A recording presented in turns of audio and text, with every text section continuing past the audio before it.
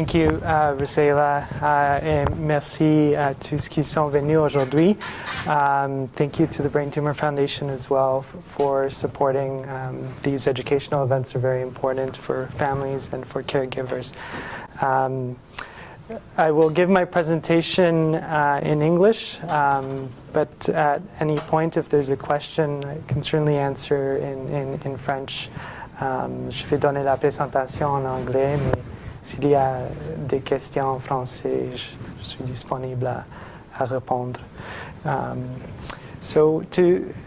wanted to focus the talk on understanding what the diagnosis of brain tumor is. And a lot of times when patients are faced with the diagnosis, there's a lot of new vocabulary that is brought and presented to families and patients, and oftentimes nurses and physicians don't have the time to really explain those things fully, and there may also be questions down the road, and things may not be entirely clear.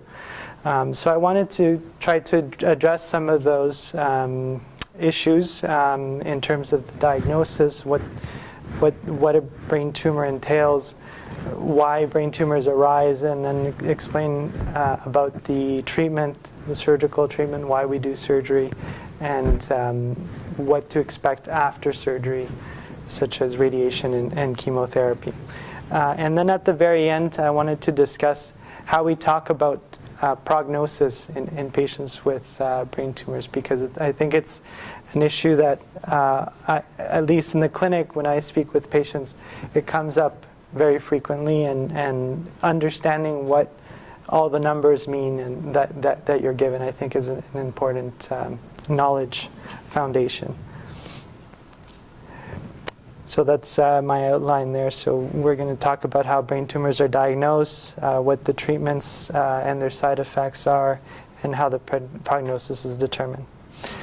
So brain tumors, just compare them to dogs. So there's over 100 different types of brain tumors. So if you think about all the different dog varieties there are, each brain tumor is unique. Each brain tumor has a certain location, size, different growth rates, even different treatments in certain circumstances. So the actual diagnosis that the patient is given is very important, because that determines the identity of that particular tumor and tells not only the doctors but the patient exactly what they may expect down the road, what types of treatments, and what the prognosis is going to be. So that initial diagnosis that comes from the pathologist, from looking at the tissue, is a very important event and a very important piece of knowledge to guide treatment. Where do these tumors come from? So in the studies that have been done so far, really the main driver of primary brain tumors, those are tumors that arise within the brain, not coming from elsewhere, like in other types of cancer that has gone to the brain, is random mutation. And so there's a number of different mutations that we found in these tumors when we studied the genetics. And we know that there's a random mutation in one of the cells in the brain that continues to cause that cell to divide, to replicate, and then become many cells. And from those cells, they continue to replicate. They never die off. And so that's essentially the cancer, what we call cancer. It's abnormal growth and replication of cells that's not controlled by the body. There are specific risk factors in certain circumstances where people may have an increased risk of developing a brain tumor, and that could be from exposure to radiation at an early age, or even through exposure to radiation at work. For example, in some airline pilots, we know that the incidence of brain cancer is slightly higher just because of the radiation that they get exposed to during flights. Patients who are taking medications that suppress their immune system. So we know when the immune system's suppressed, there's a higher risk of developing cancer and also brain cancer. And then finally, there are certain rare genetic inherited conditions that may predispose to the development of certain brain cancers. As Mrs. Jones was describing, brain tumors are a rare disease.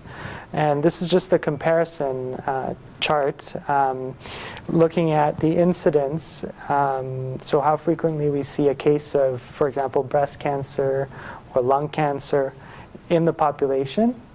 And if we take 100,000 people in the community, we see about 2,000 cases of breast cancer a year in 100,000 women. We see about 276 cases of lung cancer in 100,000 population per year.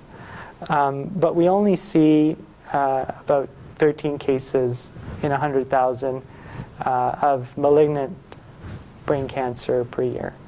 So you can see the very large difference in terms of the numbers and how rare brain cancers is. Even though it's rare, it certainly is a diagnosis that changes a person's life and has important effects on quality of life because it affects the functions in the brain that are very important for us to just go about our normal day. It can affect our ability to walk, to talk, to see, and so it can have a very drastic effect on how you live your life. In general, patients come to the clinic and come to the emergency department with symptoms. And the most common symptom is headache, although it's not 100% seen in every patient. About 60% of patients may present with seizures, and those are events where there's loss of consciousness, or the patient may still be conscious, but there may be involuntary movement of the limbs, twitching of the face, blinking, loss of ability to interact or to speak. These symptoms are all neurological symptoms that can lead a patient to come to the emergency department. They can often be confused with strokes, bleeds in the brain that can cause similar symptoms as well. And so at the start, when patients arrive in the emergency department or in the clinic, we really don't know what is causing these symptoms. And so more information needs to be obtained, and initially that's from imaging that's done by a CT scan, which is an X-ray of the skull, or by MRI. And the important thing is that the neurological symptoms often give us an indication of where the tumor is located in the brain. And so even when the patient presents, when we are able to speak with them and determine exactly what the symptoms are, we can start to form an idea of where the tumor is located and how it may be affecting the patient on a daily basis. So as part of the diagnosis, we have a radiological diagnosis first. That means the first imaging set, whether it be a CT scan or an MRI, and that gives us a picture of the brain, but it doesn't give us all the information. We still don't have what's called a pathological diagnosis. We don't have tissue. We can't see the cells on the MRI or the CT scan. But it does give us a list from which we can start to narrow down the possibilities of what may be causing the symptoms, the neurological symptoms. When we see a mass in the brain that takes up the contrast, the dye that we administer through the vein in patients, we start to think of a very narrow list of possibilities. And these can be tumors that come from the brain that start growing within the brain, or tumors that come from outside of the brain and seed the brain. Those are metastatic tumors. Other possibilities may be an abscess. It could be inflammation called demyelination. It could be a hemorrhage that is now swelling and causing the swelling to look like a mass. It could be a recent stroke where there's now swelling and changes in the brain that look like a mass, but it was a stroke that happened a few days before. Or it could be effects from radiation if the patient has had prior radiation treatment for other types of tumor. So we use all this information to try to establish a preliminary diagnosis, but really, when it comes down to it, in order to give that tumor an identity, we need tissue. We need to get a small sample that we can examine under the microscope and look at the cells, and that tells us exactly what type of tumor this is. So one of the main reasons we operate on the brain is to establish a diagnosis after we have the initial imaging. We may also operate to reduce the neurological symptoms if they're being caused by pressure from the tumor or by swelling caused by the tumor. And by doing surgery, we hope to improve outcomes for patients, either relieve or alleviate the neurological symptoms, and allow for chemotherapy and radiation therapy to work better. We know that the more tumor we can remove safely, the better the patient's outcome is going to be in the end. Now, unfortunately, there are certain tumors types and certain tumor locations where we can't operate, and that can portend a worse prognosis. In general, surgery in the brain is a complex process. We have to somehow get access or into the brain and expose the brain, and this can be done by craniotomy. It can be done by making a small hole in the skull and putting a needle into the brain and taking a sample of the tumor. We use very high technology. We use a navigation system, which is essentially a GPS system for the brain. It tells us exactly where we are in the brain in order to take the sample from the correct spot. And we're able to really pinpoint where the tumor is and identify if it's going to be safe to remove it or not during the surgery. Once we've obtained the tissue, we send it to our pathologist, and the pathologists process it. They freeze it, or they embed it in a wax, and then once it's in the wax, it's very solid, and you can cut it into pieces and look at it under the microscope. And so they do a pathological analysis. They stain the tumor with various stains. They extract DNA from the tumor and look at what types of mutations the tumor has. And all that information, again, just supports and gives us a better idea of how this tumor is going to behave in the future and what treatments are available for this tumor. Once we have all that information, we sit down with the patient and disclose the information and talk about what the actual diagnosis is and what the next steps are in terms of treatment. Typically, recovery after surgery takes about 3 to 4 weeks before the next phase in treatment starts. That can be shorter if it's just a biopsy, but if it is an open tumor resection, it's typically about 3 to 4 weeks. And then at that time, radiation planning starts and the radiation is given. The radiation for malignant brain tumors lasts 6 weeks, and that is for the most common type of malignant brain tumor, which is glioblastoma. So this information really is just focused on the malignant gliomas or glioblastoma. All these words, when we talk about malignant gliomas, it's kind of like an umbrella term for all the types of brain cancers that can exist. And then when we talk about glioblastoma, that's a very narrow diagnosis of the most malignant types of those gliomas. And these tumors are typically treated with radiation and chemotherapy after surgery. The radiation and chemotherapy is given together for 6 weeks, and then the radiation is completed, and a phase of maintenance chemotherapy starts, which can go up to 12 months after the completion of radiation. At that point, once the maintenance chemotherapy is complete, then we go into a surveillance phase. If the tumor, we follow with serial, repeated imaging to ensure that the tumor is not continuing to grow during that phase. The radiation planning involves building a mask, and the mask is important because it helps keep the head in place so that the radiation beams hit the same spot when we give the radiation, as the radiation is given repeatedly over the course of 6 weeks. The radiation treatments occur every day during the week from Monday to Friday.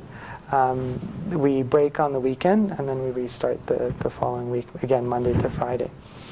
Every day with the radiation, a pill is given, which is the chemotherapy. And at the end of the treatment, the chemotherapy dosing changes, and it switches to 5 days out of a 28-day cycle. So 5 days on the chemotherapy pill, and then 28 days off of the chemotherapy pill. The radiation has an effect on the cancer cells because those cells are more susceptible to the energy that's deposited in the DNA. So when you take a group of cells and you hit them with radiation, the tumor cells are going to start to die off. The normal cells won't die off, but they can still be damaged, and a very small proportion of those normal cells could die off as well. And so the radiation, although it may seem benign, it can have an effect on normal tissue, and it can have some side effects with it. They don't occur in every patient because, as you can imagine, patients are unique, and they may have different sizes of tumors, different locations of tumors. And certain regions of the brain don't tend to be more robust than other regions in terms of their response to radiation, or how much they're affected by radiation. So the side effects of radiation can range from hair loss to fatigue. Those are really the two most common ones. But you can also have skin redness from the radiation affecting the skin. There can be swelling of the brain. There can be seizures or neurological deficits.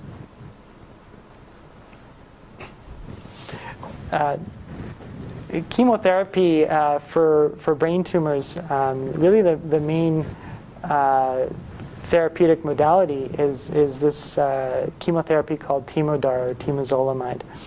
It is a pill formulation that, as I said, is taken with radiation and then in cycles for 12 months after radiation.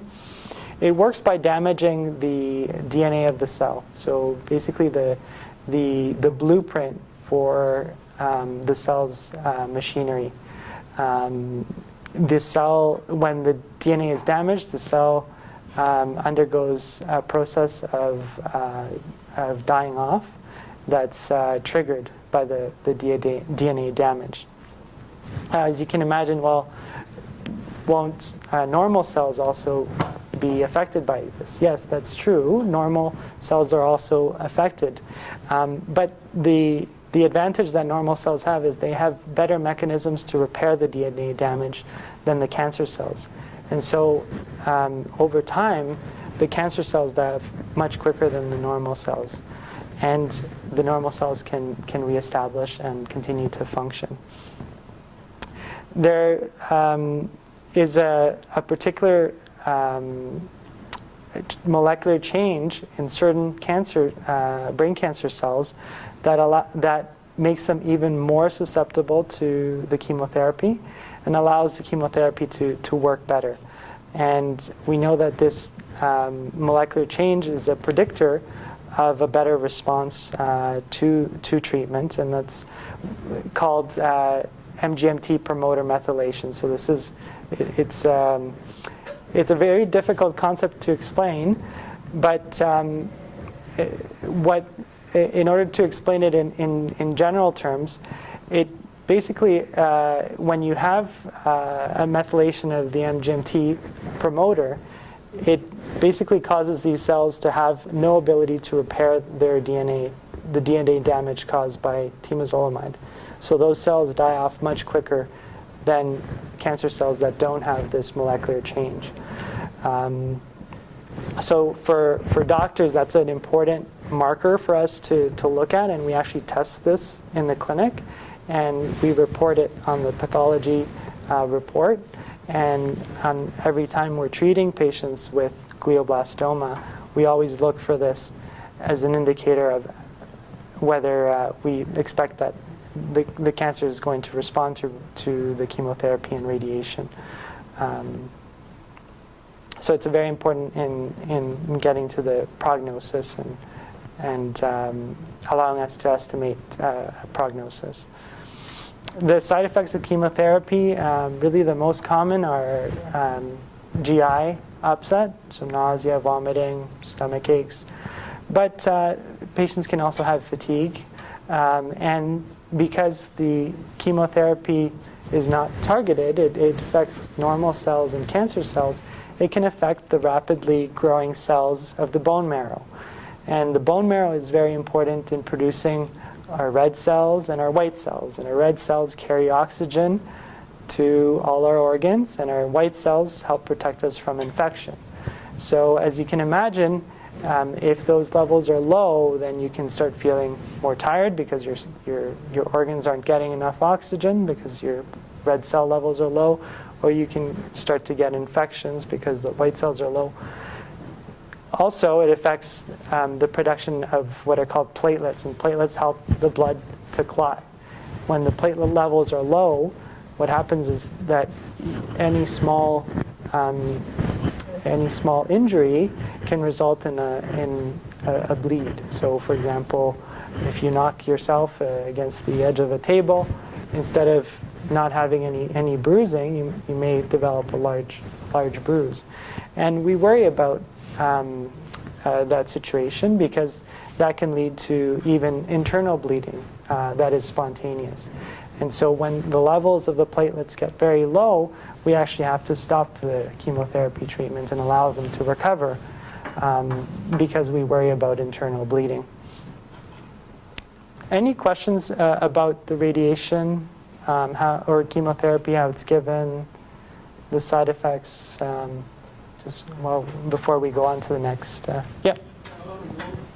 When the patient has the chemotherapy, does they have always test for all this? We do routinely tests for all. We do blood work routinely throughout the treatment course, in order to ensure that it's not affecting those levels. Yeah. Yeah. In our case, the patient in one lab was tested and we were told that it was methylated in one case, but then she was supposed to go on a research protocol, and they tested her negative. So I was wondering what that meant. Yeah. So the testing is can vary. The reason that it can vary is the way that the testing is performed and whether it has been validated in that particular lab. And so depending on the methods, the protocols that they use, it may be positive or negative. There's actually very few laboratories that are certified to do the molecular testing for MGMT for clinical purposes. So I would rely on those centers that have been certified and validated. Certainly if it's part of a study that is outside of kind of our clinical day-to-day practice, and so it would be hard to comment on how they did the actual testing of it. But certainly for the clinical test, it goes through a number of different validation steps before we are actually even able to use it in the clinic, or the pathologists are able to report it. And there's a limited number of labs that do the testing in Canada. Yeah.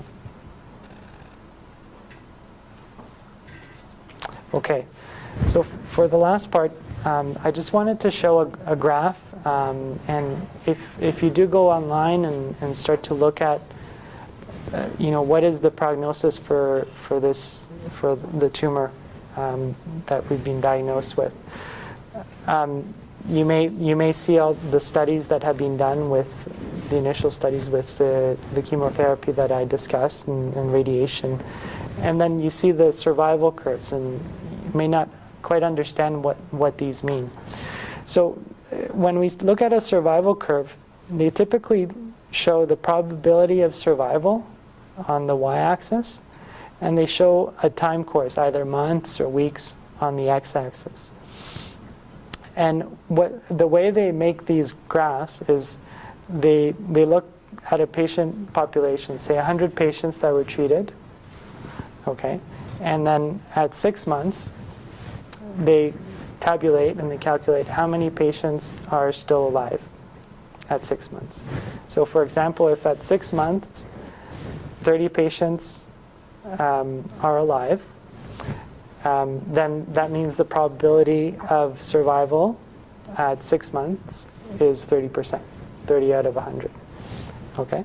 So then what they do is they put a dot at each month where the probability of survival is for the different treatment groups. And in this graph, we have a treatment group that was just with radiotherapy alone, or radiotherapy and the chemotherapy together. And so you can see there's a difference in how the graphs play out over time. Those patients that were treated with radiation and chemotherapy, 1, survived longer, and 2, there was a higher probability of surviving for a very long period of time. In this case, the time period that they followed the patients for was cut off at 3 years. So you can see that the probability of survival, if you receive radiation and chemotherapy, was about 20% at 3 years, while it was, close to less than 10% for the radiation alone at 3 years. But one of the things that is often talked about in the clinics and when we talk to patients about is this concept of a median overall survival. And what the median overall survival is what is the time point where 50% of patients are still alive. So when we say for radiation and temozolomide, the median overall survival is approximately 15 months. So that means that we expect about half the patients that underwent the treatment to still be alive at 15 months.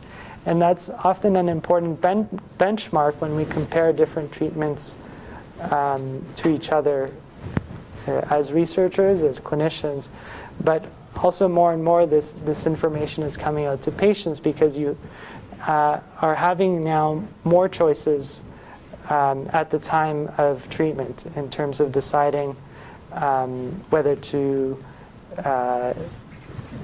undergo standard therapy, enroll in a new clinical trial at diagnosis, or to enroll in a new clinical trial when the tumor starts to grow after the initial treatment. And so when all these different options are compared, you may be faced with different data given to you and discussed.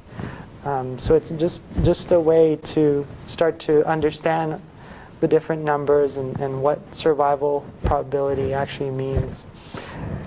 For the individual patient, now this is a group of a very isolated study group, 100 patients that were followed at among a number of different institutions that were treated. with this therapy, for the individual patient, there are many factors that contribute to the overall prognosis. And so these numbers, while they give a good sense of overall what may be expected, for the individual patient it might be quite different than what the graphs show. Just to give you a sense of all the different types of variables that can play and affect survival is one, the extent that we can remove the tumor, the patient's age, the location of the tumor, and that plays into the neurological problems that can happen from the tumor. The tumor type, so some tumors may respond better than others to radiation and chemotherapy. And molecular features of the tumor, the MGMT status, and then the neurological effects of the tumors. So we know that tumors that cause weakness, paralysis, tend to have a much shorter survival than tumors that don't cause those neurological problems. So it's a very complex algorithm to actually give an estimate of survival, give a prognosis. But I hope I've tried to clarify as much as possible how we do this and how we come to those estimates. Thank you for your attention today, and I hope I've been able to answer some of those questions that are often difficult to answer in the setting of the clinic.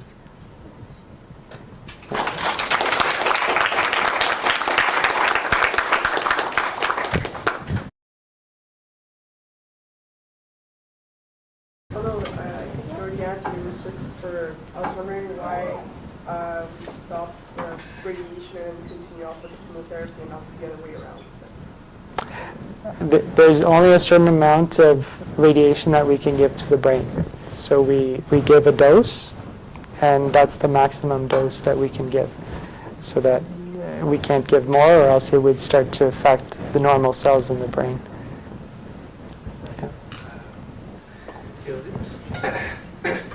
Is there something like more specific than chemotherapy and radiations? Yeah, so what I've done is I've presented the standard therapy that we give up front at the time of diagnosis for these tumors. When and if the tumors regrow, there are multiple options for second-line chemotherapy agents, as well as clinical trials that are available. And we have clinical trials that are both surgical or drug-based clinical trials, and they vary depending on the type of institution, the type of research that's being conducted at different centers. So like chemotherapy, it's not like always the same. For the initial chemotherapy for malignant brain tumors, it's always the same. Oh, okay. Yeah, it's always Timodar, but it can change depending on the type of tumor. If it's different from a glioblastoma, then it may change. And the second-line chemotherapies we use, if the tumor recurs, are different as well, depending on the tumor type.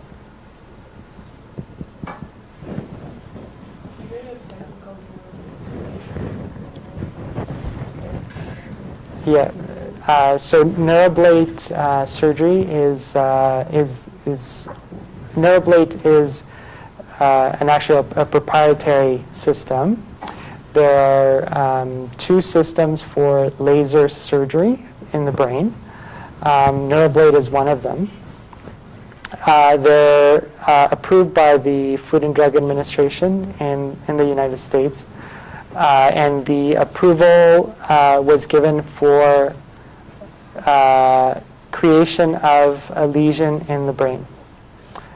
So the approval is not specific for brain tumors, but there are studies going on now in the States and elsewhere in Europe as well, where surgeons are using the laser system to make a lesion in a tumor in order to treat the tumor. in the brain. And the way the laser works is it creates heat at the tip of a long rod that's very thin. The rod's about 2.2 millimeters in diameter. It's a very thin rod, and that's inserted into the brain. The laser produces heat at the very tip within the tumor and cooks the tumor from the inside out. The process, the heating process, is monitored using MRI machines. So the catheter is actually implanted in the operating theater, and then the patient is transported into an MRI machine, and the treatment is actually done outside of the operating room in an MRI machine, and then the catheter is then removed at the end of the procedure. The preliminary studies suggest that this could be used for certain types of brain cancer that's deep in the brain and that has not been accessible to surgeons in the past because it's deep inside the brain. Those are very promising studies, but we don't have a final verdict on whether they actually change the course of the disease or whether they prolong life and reduce neurological burden. I'm hopeful that in the next few years that data will be coming out, and I think we'll start to see more and more of that coming into the scientific literature and then into clinical application. At the moment, it does remain an experimental therapy because, as I said, we just don't have the data. But there are, I know in Montreal, the Children's Hospital, Saint-Justine, is getting a system which they will start to use under an experimental protocol. And in Canada, in Western Canada, in Vancouver, they do have a system already that they've started to use in patients with brain tumors. So it's very exciting, but it's very early work. I have another very So when you're talking about the statistics, the prognosis, you mentioned like 100, like the sample size was 100 patients. Is that so? Like, is that your main study that you use when you talk to patients about the prognosis? That's the study that you base yourself on? That is the study that it was. We call it the Stoop protocol because the author of the study was his last name Stoop, and you may be referred to as the Stoop protocol as well. But that was the groundbreaking study that really came out and showed that adding temozolomide to the radiation really extended survival. And in some patients, it actually increased their probability of survival up to 3 or more years. So I think there was two questions, gentlemen. Okay. I have a very basic question. Is it possible that a tumor that is not malignant becomes malignant by time? If it's not malignant, it is unlikely. If it's diagnosed as an actual non-malignant tumor. Again, there's over 100 different types, so there are certain circumstances where a non-malignant tumor may transform over time.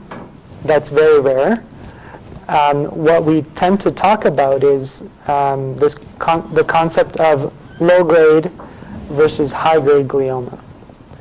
So these are, the low-grade gliomas are not benign tumors, but they're slowly growing tumors. So the survival is quite different from glioblastoma. It may span several years, even decades in some cases. But they're tumors that tend to continue to grow and can transform, in certain proportion of them can transform into more malignant tumors, more rapidly growing tumors. but I don't know. I think it's angioglioblastoma. Oui. C'est un glioblastome, c'est glioblastoma, c'est glioblastome. Et angioglioblastome, c'est un type de glioblastome. Comme dit. Qui est bénin, normalement. Oui. Oui. When the tumor doesn't respond to the treatment, how soon comes up the palliative care treatments, and are we well equipped in that field, and how do you react as a physician when it comes up as not the only option then? Yes, that's when we've exhausted all the surgery, radiation, chemotherapy options. Our access to palliative care, again, it's very similar to the situation for access to chemotherapy drugs. It's very dependent on the provincial healthcare situation, and so it is one of the stresses on the system that getting appropriate end-of-life care for patients with cancer and patients with brain tumors, and specialized care for patients with brain tumor.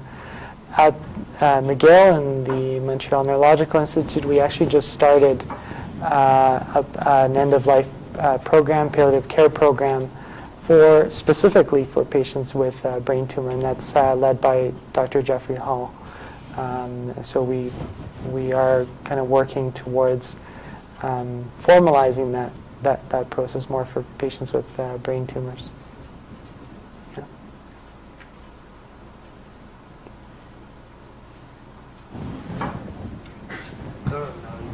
Are sometimes patients refusing to have like chemotherapy or surgery? And what happened there? Yeah.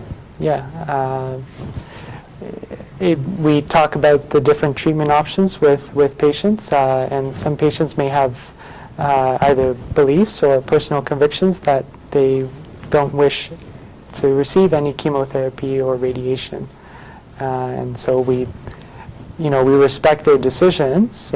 We try to provide them with as much information as possible, with psychological supports, and try to encourage them to the decision that will improve their quality of life and improve their survival. But we can't force patients to have a treatment. And we just have to respect what the decisions are at the end, and provide them with support, because there's a lot of other ways to treat patients other than just radiation and chemotherapy in the circumstances. Yeah. Is there a possibility that in a certain context it's not worth it to do any treatment because let's say the patient is weak and maybe they would last longer with the tumor not being treated? Is it possible? Typically, treatment actually prolongs survival and reduces the effects of the tumor. So if we can provide chemotherapy or radiation or a surgical treatment to reduce or alleviate the neurological problems, then that's our recommendation. Yeah.